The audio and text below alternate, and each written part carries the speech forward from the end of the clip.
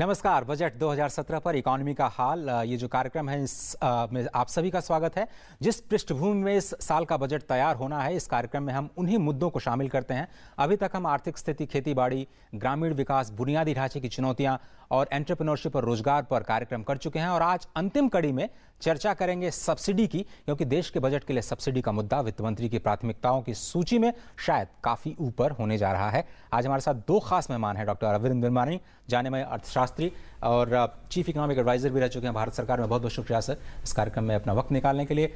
और हमारे साथ हैं हिमांशु वत्स, जो कि सीनियर एडिटर हैं इकोनॉमिक टाइम्स। बहुत बहुत शुक्रिया हिमांशु जी वक्त निकालने के लिए।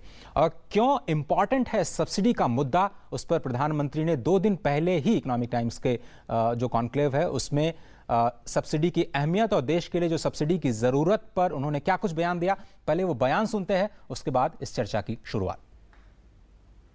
Every one of the changes we have made in the direction of good governance and rationality.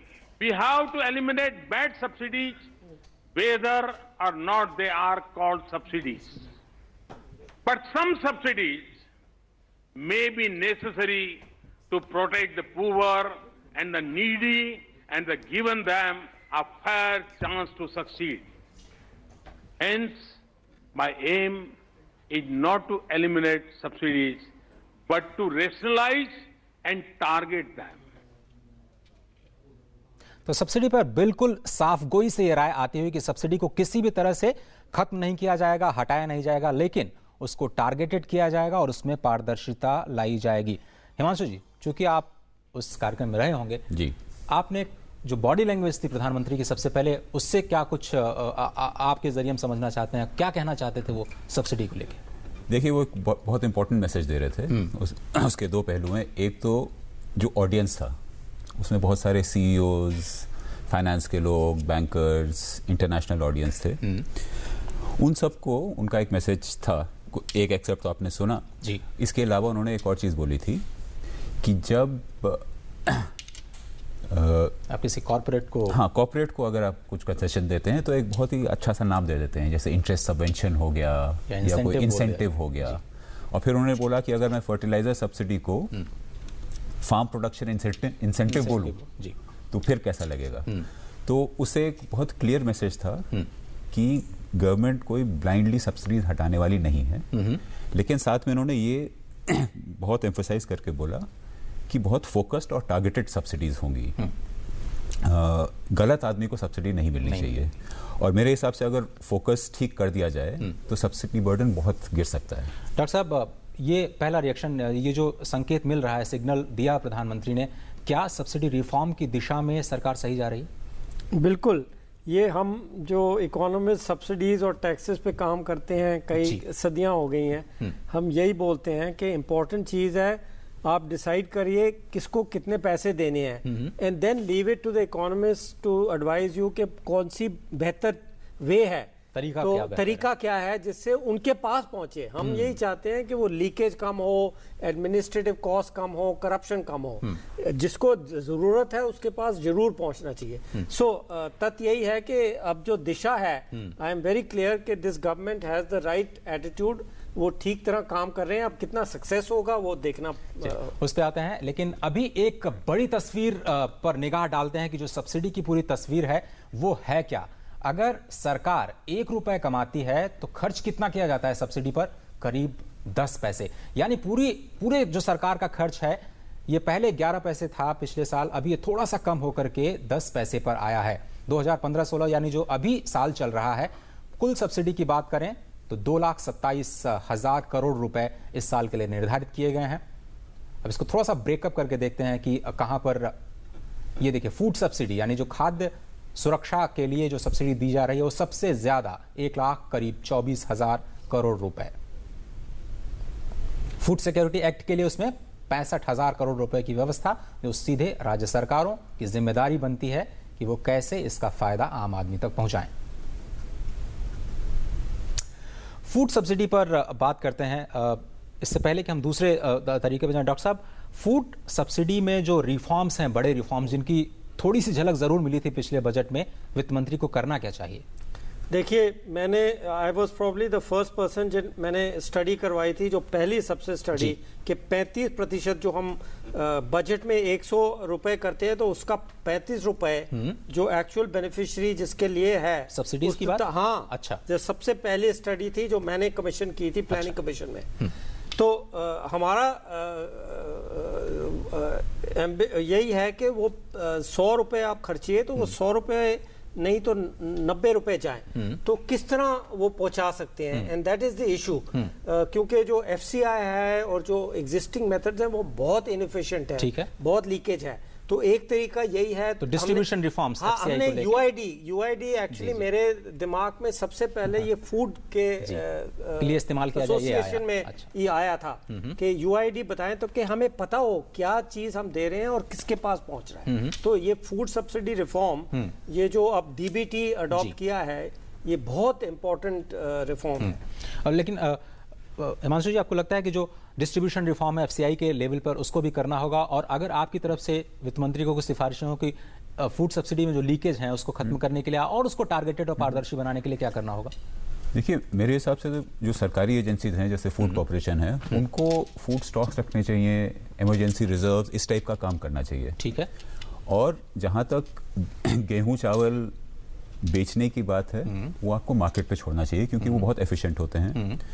मैंने कुछ सरकारी गोडाउन देखे हैं, उसमें जब माल आता है तो 4 स्टील के हुक से, लोहे के हुक से 4 लेबरर एक बोरी उठाते हैं और एक ट्रेल छोड़ते हैं वेस्ट का, जो बाद में उसको उठा लिया जाता है।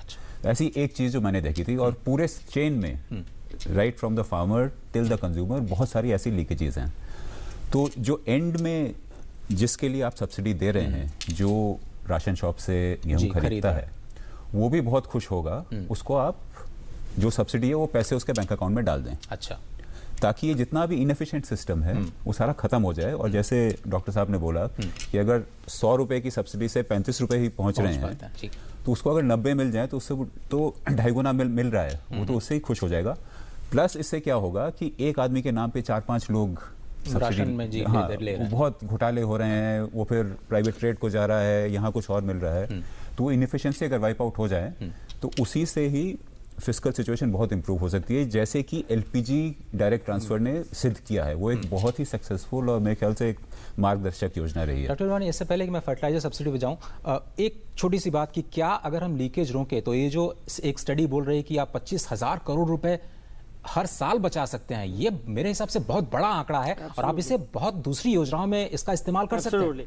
तो एक्चुअली अरिथमेटिक करें तो आप समझिए 35% अगर हम बोलें रफली, एग्जैक्ट तो कुछ भी हो सकता है, तो उसको आप 70 या 60 एक्चुअल बेनिफिशियरी पे पहुंचा सकें और 40 को इन्वेस्टमेंट में डालें तो और ज्यादा फायदा होगा। उससे जॉब जनरेट होंगे, इंफ्रास्ट्रक्चर बनेगा, उससे मल्टीप्लायर इफेक्ट होगा, तो दोनों चीजें में बढ़ेगा जो सेविंग होगा। चलिए, बहुत शुक्रिया। तो ये चीज निकल करके आई कि अगर आप टेक्नोलॉजी का इस्तेमाल करते हैं और एफिशिएंट बनाते हैं सिस्टम को, तो ये जो बचत होगी वापस आप इकोनॉमी में इन्वेस्ट कीजिए तो उसका एक मल्टीप्लायर इफेक्ट ग्रोथ और रोजगार दोनों ही मोर्चे पर दिखाई देगा। फर्टिलाइजर सब्सिडी का क्या कुछ जो तस्वीर है वो देखते हैं। जो खाद सब्सिडी यानी फर्टिलाइजर सब्सिडी दी जा रही है 73,000 करोड़ रुपए, उसका तरीका शायद जरूर कुछ बदलने की कोशिश सरकार की ओर से। घरेलू यूरिया सब्सिडी जो मिल रही है वो करीब 38,000 करोड़ रुपए, और हम जो इंपोर्ट करते हैं यूरिया उस पर भी सब्सिडी दी जा रही है, उसका आंकड़ा करीब 12,000 करोड़ रुपए का है। NPK यानी जो पोटाश, नाइट्रोजन और जो सब्सिडी है उस पर 23,000 करोड़ रुपए खर्च किए जा रहे हैं। डॉक्टर साहब, अगर आप थोड़ा सा फर्टिलाइजर की तरफ जाएं, हमने देखा कि नीम कोटेड यूरिया जो डाइवर्जन है यूरिया को उसको करने के लिए इसका इस्तेमाल किया गया। फर्टिलाइजर सब्सिडी को और ज़्यादा टारगेटेड करने के लिए और किसानों तक इसका सीधा फायदा पहुंचाने के लिए क्या करना चाहिए, उसका इम्पैक्ट क्या होगा इकोनॉमी में? पहले तो ये सबको समझना चाहिए कि कई लोग हैं जो बहुत ज़्यादा यूरिया यूज कर रहे हैं क्योंकि सब्सिडी है। उससे ना तो जो लैंड है जो उसका खराब होता है, एक्सेस यूज ऑफ यूरिया से जो पानी होता है सारा पानी खराब हो जाता है, तो सब्सिडी नुकसान कर रही है। हाँ, नुकसान कर रही है कई जगह। और कई लोगों को मिल नहीं रही। तो अगर सबको आप उसको एवरेज को कन्वर्ट कर दें पैसे में और सबको वो पैसे मिले तो वो अपने आप डिसाइड कर सकेंगे कि मैं यूरिया लूं। जो कम यूरिया खर्च रहे हैं वो ज्यादा यूरिया में खर्च सकते हैं, जो ज्यादा यूरिया यूज कर रहे हैं वो सीड्स अच्छे बना सकते हैं। लोग कहते हैं हम हर साल सीड नहीं नए खरीद सकते, बीज जो अच्छे बीज हैं, तो पैसे मिलेंगे उसको। कोई भी इनपुट जो कम है, जिसके पास इरिगेशन कम है वो इरिगेशन में यूज कर सकेगा, जिसका फर्टिलाइजर कम है, तो सारी जो प्रोडक्टिविटी है उस पे बहुत बेनिफिट होगा। मास्टर जी, अब बजट में क्या जो न्यूट्रिएंट बेस्ड सब्सिडी है उस पर कुछ आपको लगता है कि कदम उठाएंगे, और फर्टिलाइजर सब्सिडी को और ज्यादा रैशनलाइज करने के लिए क्या कदम हो सकते हैं? मुझे तो पूरी उम्मीद है कि इस पे कुछ कदम उठाए जाएंगे और दिशा दिखाई जाएगी कि आगे जाके क्या कदम उठाए जाएंगे। और इसमें एक बहुत इंपॉर्टेंट एस्पेक्ट है कि इस सब्सिडी से किसानों को कुछ को फायदा होता है, कुछ को नहीं होता, नुकसान बहुत होता है, जैसे डॉक्टर साहब ने एकदम एक्यूरेटली बोला। द फ्लिप साइड इज कि जो कंपनीज फर्टिलाइजर देती हैं उनको भी उनके लिए तो बहुत ही अच्छी सिचुएशन है। अच्छा, क्योंकि बाकी कंपनीज के लिए बिजनेस साइकिल होते हैं, कई बार प्रॉफिट ऊपर होता है, नीचे होता है। इनको है कि ये हमारा कॉस्ट है, इतने पे हमने बेचा और उतना उनका प्रॉफिट एश्योर्ड है। तो ये एक बहुत अच्छा सिस्टम नहीं है, और इस पे आई थिंक यूनानिमस हैं जितने भी इकोनॉमिस्ट हैं, और कि ये नहीं होना चाहिए। आई थिंक डॉक्टर साहब इस पे ज्यादा डिटेल इस पे छोटी सी बात, क्योंकि कई सालों में आजकल तो जो सब्सिडी दे रहे हैं वो रफली फार्मर्स को जा रही है, पर पीछे 5 साल पहले जब मैंने इसको इन्वेस्टिगेट किया था, मैं कमेटी पे था, तो most of the subsidy actually companies को जा रही थी। तो ये एक और चीज है कि हम फार्मर्स को कह रहे हैं, दे रहे हैं, और कई सालों में, नॉट ऑल द टाइम, पर कई सालों में ये एक्चुअली कंपनीज पे जा रही थी। तो वो सारा कुछ रिफॉर्म करके ये हो के टारगेटेड, हम इसमें बिल्कुल सहमत हैं। आपको लगता है कि ये जो प्रोडक्शन जो हम, क्योंकि इंपोर्ट भी बहुत करते हैं, तो क्या अपने प्रोडक्शन को इंसेंटिवाइज करने के लिए कुछ इंसेंटिव मिल सकते हैं या नहीं? नहीं, देखिए फोकस होना चाहिए। जो फार्मर्स, जो किसान है, उसको हम सपोर्ट करना चाहते हैं। अगर आप उन फर्टिलाइजर को लिबरलाइज कर दें, वो जाएंगे जहां सबसे एफिशिएंट होगा। अगर उनको मार्केट प्राइस मिले, उनको कोई प्रॉब्लम ना हो, धंधा ना हो। आप जो कहते हैं सब्सिडी देनी है, वो कई बार हजारों रुपए उनके रह जाते हैं। सो सारा प्लानिंग में दिक्कत होती है। शायद क्या इस बार आपको लगता है आप दोनों, जैसे क्या ऑर्गेनिक जो फर्टिलाइजर्स हैं, क्या उस पर थोड़ा सा ज्यादा ध्यान देगा, या फिर कुछ जो कॉन्स्टिट्यूएंट्स हैं जिसकी आप जो न्यूट्रिएंट बेस्ड हैं उसमें जो अगर कुछ चेंज किया जाए, जैसे मान लीजिए जिप्सम का इस्तेमाल किया जाता है जो पानी को रिटेंशन करता है, क्योंकि अभी तक वैसा फर्टिलाइजर है नहीं, तो क्या उस तरह की टेक्निक को जो कि थोड़ा सा प्रोडक्टिविटी बढ़ाए उसको कुछ बढ़ाने के लिए किया जाएगा? देखिए, उस पर तो पहले ही गवर्नमेंट की तरफ से बात हो चुकी है, क्योंकि गवर्नमेंट का एक बहुत मेजर इनिशिएटिव है कि सॉइल क्वालिटी को ठीक करना है। तो इसीलिए जो soil health card agriculture ministry ने जो प्रमोट किए हैं, उसका प्रधानमंत्री ने भी इसी इवेंट में भी मेंशन किया था, और उसके लिए ऑर्गेनिक सॉल्यूशंस बहुत हैं। लेकिन ओवरऑल जहां तक प्लांट न्यूट्रिशन की सवाल है, उसमें मेरे ख्याल से केमिकल्स की भी जरूरत है, और एक बैलेंस्ड अप्रोच रहेगी। चलिए, तो देखना होगा कि जो उर्वरक सब्सिडी या फिर जो फर्टिलाइजर सब्सिडी है उस पर क्या कुछ देखने को मिलता है बजट में। अब बढ़ते हैं तीसरा और काफी इंपॉर्टेंट सेक्टर जो पेट्रोलियम सब्सिडी का है, उस पर देखते हैं कि आंकड़े क्या कहते हैं। और पेट्रोलियम सब्सिडी 30,000 करोड़ रुपए साल 2015-16 में।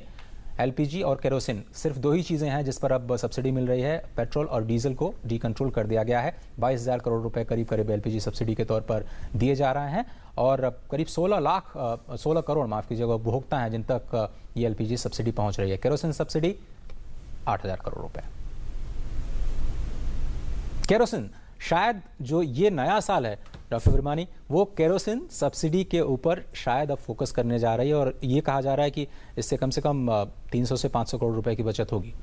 देखिए, पहले जैसे पोल्यूशन की मैंने बात की थी, ये मोस्ट डिजास्टर्स सब्सिडी है, क्योंकि इसको डीजल में मिक्स किया जाता है। कई कार के इंजन, ट्रक्स के इंजन सब खराब हो जाते हैं, बर्बाद हो जाते हैं। और so it's very important, it is not just कि भाई सब्सिडी चाहिए, वो हम सब अग्री करते हैं, बहुत सारे इकोसिस्टम को खराब करता है। ये प्रॉब्लम्स है सब्सिडी की, जो हम इकोनॉमिस्ट और लोग हैं वो इसके वरी करते हैं। फिस्कल इफेक्ट तो है, वो तो बोनस समझिए, जैसे मैं हूं या ये है, हम उसको बोनस समझते हैं। हाँ जी। जो हार्मफुल इफेक्ट्स हैं वो अगर खत्म हो जाए तो बहुत बेनिफिट होगा इकोनॉमी को। केरोसिन सब्सिडी जो कि अब शायद पायलट तो शुरू हो रहा है, आपको लगता है कि मैसिवली रोल आउट होगा, रिफॉर्म मतलब वहां पर होने जा रहा है अब? देखिए आप कैसे रोल आउट करेंगे वो उनकी पॉलिटिकल स्ट्रैटेजी होगी, वो देखेंगे, लेकिन ये एक सब्सिडी है जिसको मैं क्रिमिनल सब्सिडी मानता हूँ। अच्छा। क्योंकि बाय ऑल अकाउंट्स 40 से 50% एडल्ट्रेशन में डाइवर्ट हो जाता है और एडल्ट्रेशन में जाता है। और मैं आपको बताता हूँ 10-12 साल पहले एक प्लानिंग कमीशन की स्टडी थी, I think B K Chaturvedi committee ने स्टडी किया था। ओके, कि उन दिनों जब सोलर लैंटर्न वगैरह इतने महंगे थे, आज तो सोलर एनर्जी बहुत चीप है, उन दिनों बोला था कि जितना आप केरोसिन सब्सिडी में खर्च करते हो जिन लोगों को, तो उसमें आप सोलर दे दीजिए। अच्छा। हाँ, तो जब 17-18 रुपए यूनिट हुआ करते थे। I must come in this is my suggestion। मैं बड़े सालों से बोल रहा हूँ कि केरोसिन सब्सिडी देने के लिए आप उनको 2-3 फ्री सोलर लैंटर्न दे दीजिए, 2 सोलर कुकर दीजिए, से उससे बहुत फायदा होगा, उनको भी फायदा होगा, वो इंडिपेंडेंट हो जाएंगे, सबको फायदा होगा। चलिए अब एक फेमस जो कोट है हमारे पूर्व प्रधानमंत्री श्री राजीव गांधी जी का, वो एक बार देख लेते हैं। उन्होंने कहा था और सभी लोग इसको जानते हैं कि दिल्ली से जो विकास के लिए जो खर्च होने वाला 1 रुपया है, अगर वो पहुंचता है तो गरीब तक केवल 15 पैसे ही पहुंच पाते हैं। ये एक बड़ा स्टेटमेंट जो शायद सभी को अभी तक याद है। और इस दिशा में ये देखना जरूरी होगा कि सब्सिडी रिफॉर्म्स के लिए सरकार ने कदम उठाए क्या हैं और उस पर निगाह डालते हैं। और सबसे पहली बात जो ये आती है, जो जैम, जो ट्रिनिटी है, जनधन आधार मोबाइल पहल स्कीम की शुरुआत, गिव इट अप, डीबीटी के जरिए अब पेंशन स्कॉलरशिप जो दी जा रही है, डीजल को डी कंट्रोल किया जिसकी बहुत कम बात होती है, और 1 अप्रैल 2016 से केरोसिन सब्सिडी अब सीधे खाते में जाने की जो शुरुआत है वो। तो सब्सिडी सुधार के ये जो बड़े कदम हैं वो तो एक जो रिफॉर्म की दिशा में काफ़ी महत्वपूर्ण माने जाते हैं। डॉक्टर साहब, ये जो कदम कम से कम पिछले 1 साल में उठाया गया है, इकोनॉमिस्ट के लिहाज से, एज एन इकोनॉमिस्ट, क्या आप मानते हैं कि ये बहुत लंबे समय से इनकी ज़रूरत थी और उसकी शुरुआत हुई है? एक्चुअली मैं कई लोगों से ये डेकेड से डिस्कस कर रहा हूँ, पर हेजिटेशन थी। तो इनकी खासियत ये है कि इन्होंने कहा हम कर देंगे। क्यों हेजिटेशन? और एक चीज एटलीस्ट सर, हेजिटेशन क्यों हो रही थी सर? जो पॉपुलिस्ट होता है सब्सिडी का, लोग ऑब्जेक्ट करते हैं, कई नई चीज होती है, कभी लेफ्ट ऑब्जेक्ट कर देता है, कभी कोई कर देता है। और ये होता है कि सिस्टम चल रहा है, चल रहा है, वो तो है। वेस्टेड इंटरेस्ट तो बहुत होते हैं, वो तो सब चीज में है। जो जिसको वो करप्शन का फायदा होता है वो तो अपोज करेगा ही। वो ये नहीं कहता कि करप्शन के करके अपोज कर रहा हूँ, उसके तो 1000 सब्सिडी पर राय देते हुए आप थोड़ा सा झिझकते थे इसलिए? नहीं, मैंने कभी नहीं झिझका। बट मैं रिकॉग्नाइज करता था कि उनकी पॉलिटिकल प्रॉब्लम्स हैं। अच्छा। तो वो पॉलिटिकल डिसीजन चाहिए होती है ना, क्योंकि उन्होंने भी, आप देखिए, पिछली सरकार ने शुरू किया था एलपीजी, फिर किसी ने ऑब्जेक्ट किया, डर के फिर छोड़ दिया। So it is very important, you know, मैंने देखा है, दिस इज़ वेरी इंपॉर्टेंट, मैंने 20 साल में देखा है, आप जब कोई नई चीज़ करें, कोई ना कोई जरूर अपोज करता है, पर आप करके दिखा दिए, जो अपोज कर रहे थे वो भी चुप हो जाते हैं। So this is one of those things. Subsidy reform is something कि आप कर दीजिए, क्योंकि जो बेनिफिशरीज हैं उनको डेफिनेटली बेनिफिट होगा। I am fully confident. और पर you have to take it into your hands. वो only politician can do, the prime minister या जो minister. Just add to that small thing कि जितने भी ना एलपीजी केरोसिन डीलरशिप हैं, these was treated as rewards. जी, तो कुछ हद तक तो जो आपका पॉलिटिकल एलाई है, फ्रेंड है, उसको दिया। पेट्रोल पंप जैसे कोई वॉर विडो है कारगिल के, उसको दिया। तो the whole approach to this was कि एक आपको हम इनाम दे रहे हैं, आपको दे रहे हैं, जबकि अब वो माहौल बदल रहा है। तो आपको लगता है कि पॉलिटिकल विल है इसको? क्योंकि शुरुआत डीजल डी कंट्रोल की बात हम कितने सालों से सुनते आ रहे हैं, लेकिन सरकार ने चुपके से ही सही, पहले तो 50-50 पैसे यूपीए ने शुरू किया था, लेकिन पूरी तरह से डी कंट्रोल तो नई सरकार ने किया। और इसकी शायद बहुत बात नहीं होती है, लेकिन एक बड़ा कदम था ये। बिल्कुल, उसमें कोई डाउट नहीं है। और सरकार के लिए थोड़ा क्लाइमेट भी थोड़ा इजी हो गया, क्योंकि जब ऑयल प्राइस गिरने लगी तो डी कंट्रोल करने से पहले ज्यादा शोर नहीं मचता है।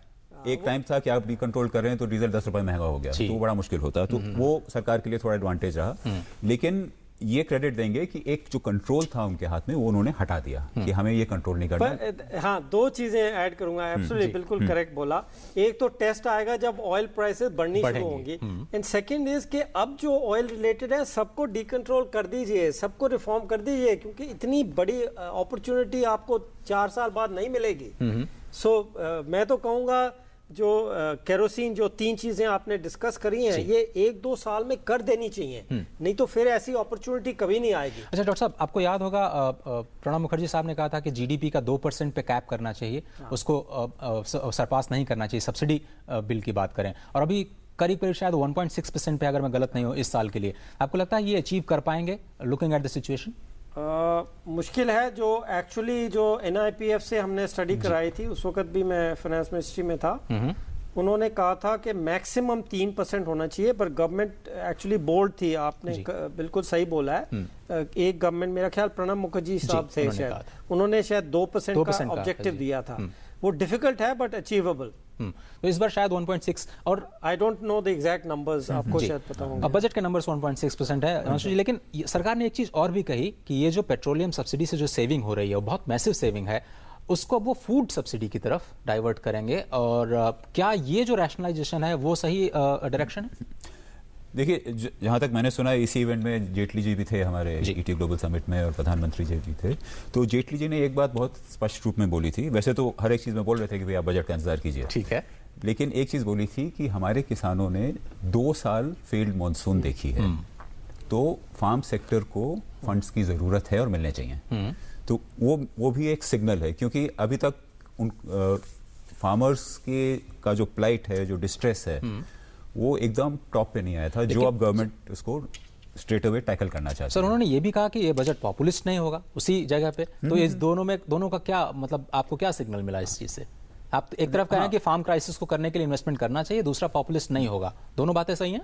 देखिए, उन्होंने बोला था पॉपुलर होगा, पॉपुलिस्ट नहीं होगा। अच्छा, तो मतलब पॉपुलिस्ट का मतलब है, जैसे जब 5 साल की सरकार है, जो 5वें साल का बजट होता है वो पॉपुलिस्ट होता है कि भाई आपको ये बांट दिया, आपको ये दे दिया, हम ये कर देंगे। तो वो तो टैक्टिकली, स्ट्रेटेजिकली ये सरकार कर नहीं सकती, क्योंकि 3 साल और उनको इकोनॉमी की अकाउंटेबिलिटी देनी है। तो ऐसा कोई थ्रो अवे, गिव अवे नहीं होगा। तो basic fiscal health I think वो मेंटेन करने की कोशिश करेंगे। देखिए, मेरा definition in popular term populist versus popular होगा। पॉपुलर ये है कि आप किसी चीज को रिफॉर्म करें, उसमें सेविंग करें, और वो सेविंग्स जो हैं उसको पॉपुलर चीजें में करें। पॉपुलिस्ट होता है आप बस खर्चा करें और फिस्कल डेफिसिट को भराएं, that is irresponsible. So that is the distinction I would make, कि जो आप अच्छी चीज करते हैं, एफिशिएंसी इंप्रूव करते हैं, उसकी जो सेविंग हो वो डेफिनेटली यूज करिए। आपकी that is your benefit, you have done a good job. जो आपने पॉलिटिकली पॉपुलर चीज करनी है, डेफिनेटली यू आर एंटाइटल्ड। एक तो डायरेक्ट ट्रांसफर जितना आप एक्सेलरेट कर सकते हैं, जितना प्रैक्टिकली पॉसिबल है, वो हर हालत में कीजिए। सेकंड, केरोसिन सब्सिडी को जितनी जल्दी खत्म कर सकते हैं, जितनी जल्दी खत्म कर सकते हैं।